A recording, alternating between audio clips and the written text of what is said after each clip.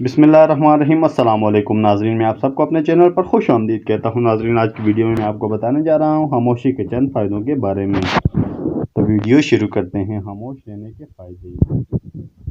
जो अल्लाह और आखिरत के दिन पर यकीन रखता हो, इसे चाहिए कि मुंह से अच्छी बात निकाले या फिर खामोश रहे। जल्द तजर्बाकार होने के लिए एक असूल याद रखें: ज़ुबान बंद रखें, आंखें और कान हमेशा खुले रखें। खामोशी आपको आपके मकसद पर तवज्जो मरकूज़ रखने में मदद देती है। नाराज़ को प्यार से खामोश करो, बीमार को नरमी से खामोश करो, कंजूस को सखावत से खामोश करो और झूठे को सच के साथ खामोश करो। खामोशी आपको कामयाब बनाने में मदद देती है।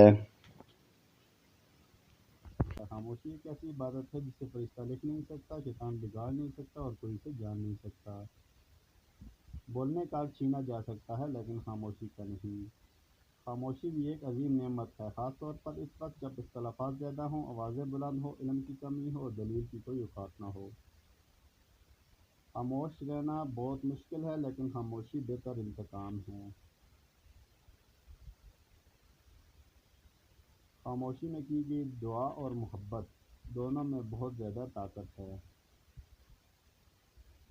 खामोशी किसी को बताने का बेहतरीन तरीका है कि आपने अच्छा नहीं किया। अहमक अपनी बात से और अक्लमंद अपनी खामोशी से जाना जाता है।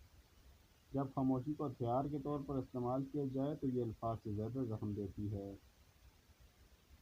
आप जितना खामोश होंगे उतना ही आप बेहतर सुन सकेंगे।